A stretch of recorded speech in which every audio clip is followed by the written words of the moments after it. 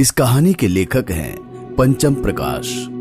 राम नाम सत्य है, सबका यही सत्य है। राम नाम सत्य है, सबका यही सत्य है। राम नाम सत्य है, सबका यही सत्य है। अवसाद से घिरे एक आदमी को संभालते हुए दूसरा आदमी भी साथ साथ चल रहा था। उनके पीछे 4 लोग अर्थी को कंधा दिए चल रहे थे और उसके पीछे भी कुछ लोग शव यात्रा में शामिल लगातार एक ही लाइन में बड़बड़ाते हुए चल रहे थे। वक्त सुबह का था, पर घटा इस तरह छा रही थी जैसे बादल भी मैयत पर रोने को बेकरार हो रहे हों। राम का नाम लेते हुए शव यात्रा शमशान में प्रवेश कर चुकी थी। पीछे एक बूढ़ा करीब 8-10 साल के बच्चे का हाथ पकड़कर खड़ा हुआ है। बच्चा, जिसका नाम सोनू है, वो बड़े ही गौर से उस शव यात्रा को देख रहा था, बिना अपनी पलकें झपकाए। और जैसे ही शव यात्रा शमशान के अंदर चली गई, सोनू उस बूढ़े की ओर नजरें उठाकर पूछता है, बाबा, ये लोग क्या बोलते जा रहे हैं? राम नाम सत्य है, सबका यही सत्य है। मतलब बाबू, जो जैसे आया है दुनिया में वो वैसे ही एक दिन चला जाएगा। कुछ रहेगा तो बस राम का नाम, समझे? हम भी? हाँ, हम सब भी। बाबा की बात सुन सोनू दोबारा से उस शव यात्रा को देखने लगता है और फिर एक टक देखते ही रह जाता है। कौन मारा रे ससुरा? आदमी पीछे देखता है तो कोई नहीं होता, क्योंकि सोनू और उसके बाबा शरीर से आजाद एक रूह है जिसे यूं ही नहीं देखा जा सकता।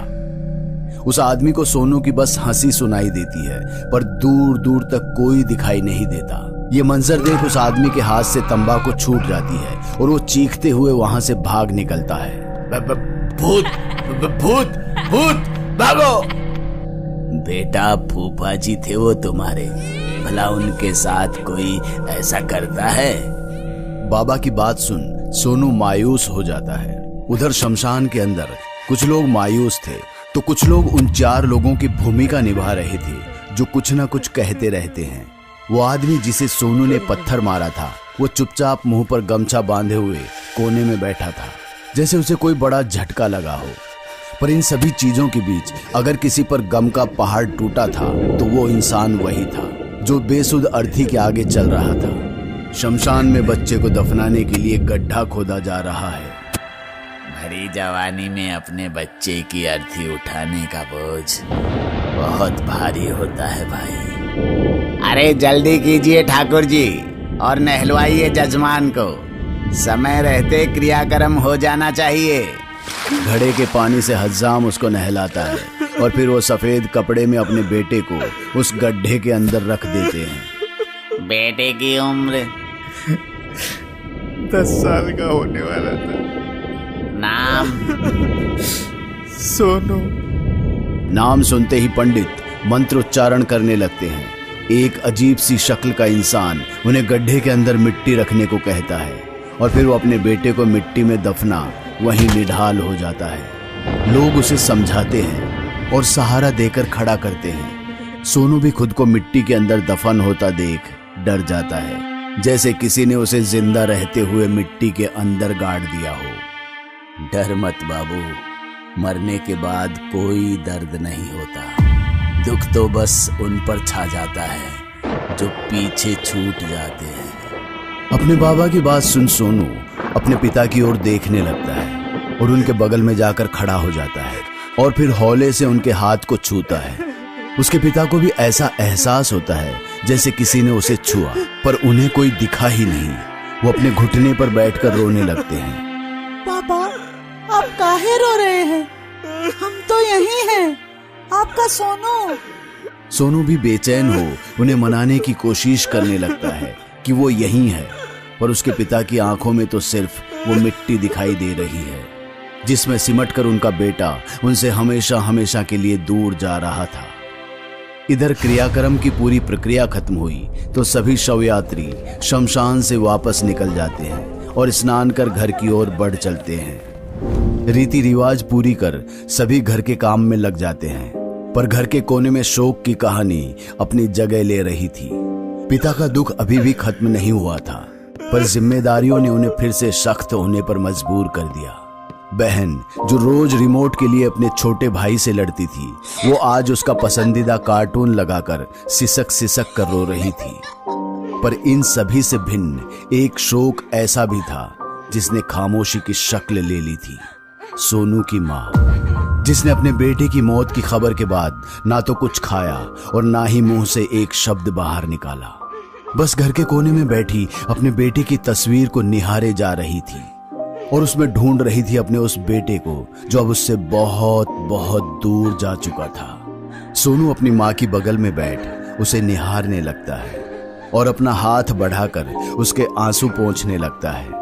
जैसे ही सोनू अपनी माँ को छूता है, वैसे ही वो उसकी तरफ ऐसे देखती है जैसे उसने सोनू को देख लिया हो। नहीं, मेरा बेटा मरा नहीं है, वो जिंदा है वो। ये कहते हुए सोनू की माँ ने उसे गले लगा लिया और उसके हाथ से सोनू की तस्वीर गिरकर टूट गई। उसका चिल्लाना और तस्वीर के टूटने की आवाज सुन घर के सदस्य उस कमरे में पहुंचते हैं और देखते हैं कि तस्वीर का कांच टूटा हुआ है।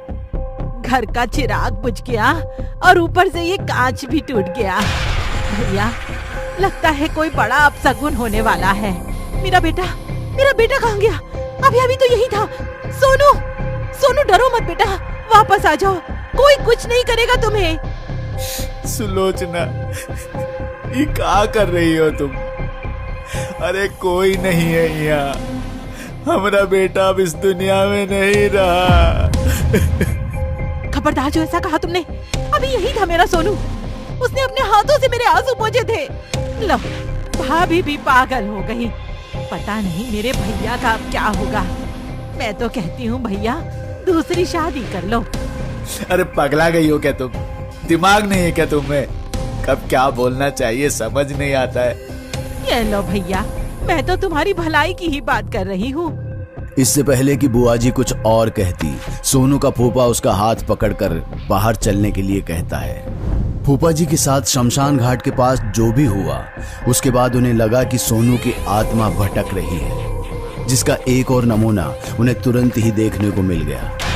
बुआ तमतमाई हुई आगे बढ़ती है और अचानक से एक कोने में रखी ईंट से उसका पांव टकरा जाता है और वो तमतमाते हुए वहीं गिर जाती है। अरे अम्मा, मेरी कमर टूट गई। न जाने किस कमबख्त ने ये ईंट आंगन में रखी है। फूफा जी ने अपनी आंखों से देखा था कि ईंट अपने आप ही खिसक गई थी और बुआ जी गिर पड़ी, लेकिन उन्हें इस बात का विश्वास ही नहीं हुआ। उनको तो लगने लगा कि फूफा जी भी सोनू की माँ की तरह पागल हो रहे हैं, जो बहकी बहकी बातें कर रहे हैं कि सोनू की आत्मा ने ये सब किया है।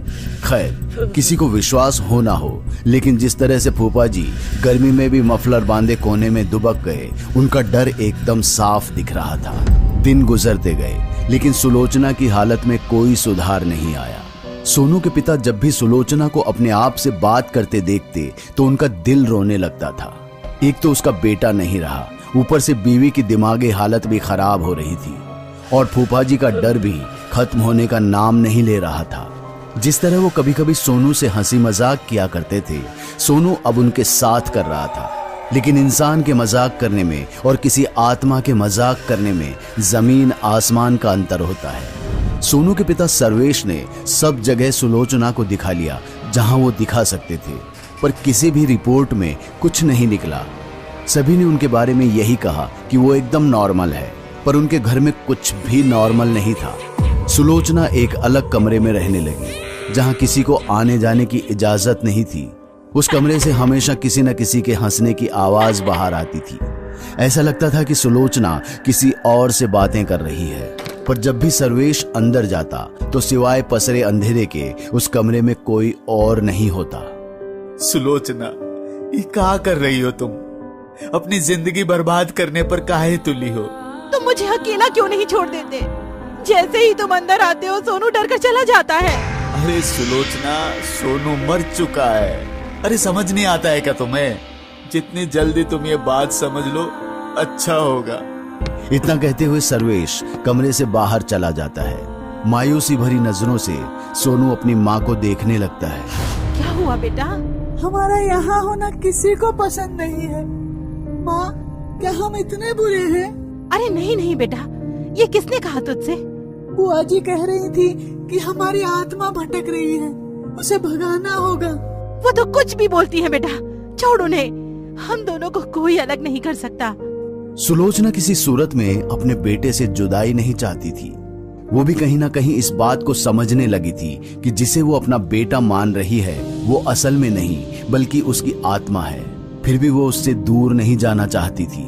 जिस रूप में भी उसका बेटा उसके साथ था वो उसी रूप में उसके साथ रहना चाहती थी। इसलिए अगली सुबह हनुमान आराधना के लिए कुछ पुजारियों की टोली घर में आई तो उसने साफ मना कर दिया, क्योंकि जिस घर में हनुमान आराधना होती है वहां भूत प्रेत आत्माओं का वास नहीं हो सकता। सर्वेश के बार बार समझाने पर भी सुलोचना नहीं मानी। बात यहां तक चली गई कि सुलोचना ने साफ कह दिया कि घर में ये सब नहीं हो सकता जब तक कि वो जिंदा है। पुजारी समझ जाता है कि सुलोचना के मन में क्या चल रहा है, इसलिए वो कहता है, देखो भाई, जिस चीज में घर वालों का चित्त ना हो उसे करने से क्या फायदा है। पर तुम प्रेतशिला जरूर जाना, तुम्हारे बेटे को वहीं शांति मिलेगी। सच? मेरे सोनू को वहाँ जाकर खुशी मिलेगी? जरूर, आपको जल्दी से जल्दी वहाँ जाना चाहिए। पुजारी जी जैसा कह रहे हम वैसा ही करेंगे।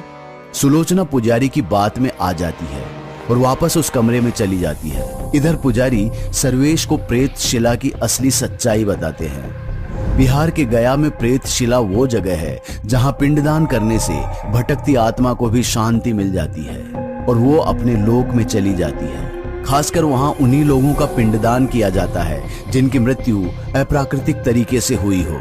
और सोनू की मृत्यु असमय ऊंचाई से गिरकर हुई थी, जिसकी वजह से उसकी आत्मा भटक रही थी। पर सोनू सिर्फ सुलोचना को ही काहे दिखता है? देखो, आत्मा भूत प्रेत ये सब उन्हीं को दिखते हैं जिनका दिल कोमल होता है। और भला माँ के दिल से कोमल क्या होगा? पर जिंदा व्यक्तियों का यूं मृत आत्माओं को देखना, उनके साथ रहना बिल्कुल गलत है। तुम्हें जल्दी ही कुछ करना होगा सर्वेश। तुम शीघ्र ही प्रेतशिला के लिए निकलो और सोनू की आत्मा की शांति के लिए पूजा पाठ करवाओ। अब चलता हूँ, हरिओम। पुजारी के जाते ही सर्वेश अगले दिन की तैयारी में लग जाता है और अगली सुबह चारों गया के लिए निकल पड़ते हैं। वहां पहुंचकर सर्वेश सब कुछ पता कर लेता है और प्रेतशिला तक पहुंचने के लिए लंबी चढ़ाई शुरू कर देता है। रास्ते में कई मंदिर और कहीं कहीं तो सैकड़ों लोगों की तस्वीरें लगी हुई थी, उन लोगों की जिनकी मौत असमय हुई होगी और उनके घर वाले यहाँ पिंडदान करने आए होंगे। अरे लोग अपने अपने लोगों की खुशी के लिए यहाँ तस्वीर लगाते हैं। सर्वेश किसी तरह सुलोचना को बहलाकर ऊपर ले जाता है। वहाँ लोग पंडित के पास बैठते हैं। पंडित उन लोगों को वहाँ के बारे में सब कुछ बताते हैं। सर्वेश ने पंडित को पहले ही सुलोचना की स्थिति के बारे में बता दिया था, ताकि वो कुछ ऐसा ना कहे जिससे उसे इसकी भनक लग जाए कि पिंडदान के बाद सोनू की आत्मा मुक्त हो जाएगी और फिर उसे कभी दिखाई नहीं देगी। मंदिर में बैठने के बाद सोनू सुलोचना को भी नहीं दिखता है। वो मंदिर के बाहर ही प्रेतशिला की पहाड़ी पर हजारों भूतों की तरह भटक रहा था। पंडा जी, हम यहाँ जो भी करेंगे उससे मेरे बेटे को खुशी तो मिलेगी ना? बेटी, सतयुग में सोने का शिला था, ये कलयुग में पत्थर हो गया। यहाँ आने से 1484 कुलों का उद्धार होता है। और मेरे सोनू का? अब यहाँ आ गई हो तो उसकी आत्मा को भी उपयुक्त स्थान मिल जाएगा। चलो, अब सोनू का फोटो यहाँ रखो और जो मैं बोलता हूँ उसे दोहराते जाओ। बोलो, माता जननी। पंडा जी मंत्र बोलते गए और सर्वेश और सुलोचना उसे दोहराते गए और पिंड दान कर सैकड़ों तस्वीरों के बीच में सोनू की तस्वीर भी लगा दी। ओम शांति शांति शांति, ओम शांति। पूर्ण खुशहाली के लिए बाहर शिला पर सत्तू उड़ाने की प्रथा है। इतना कहकर पंडा जी उन्हें अपने साथ ले जाते हैं और उन्हें समझाते हैं कि मंत्र के साथ शिला पर सत्तू उड़ाना है। जैसे जैसे पंडा जी बताते हैं वैसे वैसे वो करते हैं। बोलो उड़न सतुआ पितरों को पेट। जैसे ही वो दोनों ये वाक्य दोहराते हैं, सुलोचना को शिला के ऊपर सोनू की आत्मा उड़ती हुई दिखाई देती है। माँ, हम जा रहे हैं। नहीं सोनू, तुम कहाँ जा रहे हो? नीचे आ जाओ, नीचे आ जाओ बेटा, वरना तुम गिर जाओगे। माँ, हम अपनी दुनिया में जा रहे हैं, आप यहाँ अच्छे से रहना। नहीं सोनू, नहीं, तुम मुझे छोड़कर नहीं जाओगे सोनू। बोलते रहो उड़न सतुआ पितरों को पेट। सोनू, सोनू, नहीं, नहीं मेरे सोनू, मेरे सोनू को रोको, रोको मेरे सोनू को, वो मुझसे दूर हो रहा है। सोनू, सोनू, सोनू, सोनू, सोनू। सुलोचना चिल्लाती रह जाती है और सोनू उसकी आंखों के सामने से ओझल हो जाता है। सर्वेश उसे किसी तरह संभालता है, लेकिन उसका चीखना था कि रुकने का नाम नहीं ले रहा था। एक माँ का विलाप देख आसमान भी रोने लगा था, लेकिन सच तो यही था कि सोनू अब इस दुनिया में नहीं रहा और ना ही अब वो इस दुनिया का रहा जहाँ जिंदा इंसान रहते हैं। इंसान और आत्मा का मेल तब तक ही अच्छा है जब तक आत्मा उनके शरीर में निहित जिंदा है, और जब एक बार अलग हो गई तो फिर हम सबको खाली हाथ ही इस दुनिया से लौट जाना है। उम्मीद है जीवन की मुक्ति की ये कहानी आपको पसंद आई होगी, क्योंकि ये संसार का वो सत्य है जिससे कोई मुंह नहीं मोड़ सकता। इस दुनिया में हम सभी एक किरदार निभा रहे हैं। एक दिन पर्दा गिरेगा, लोगों की तालियां बजेंगी और कहानी के साथ किरदार भी खत्म। कुछ रह जाएंगी तो बस उसकी यादें। आशा है इस कहानी के साथ आप मुझे भी याद रखेंगे। आपका लेखक पंचम प्रकाश।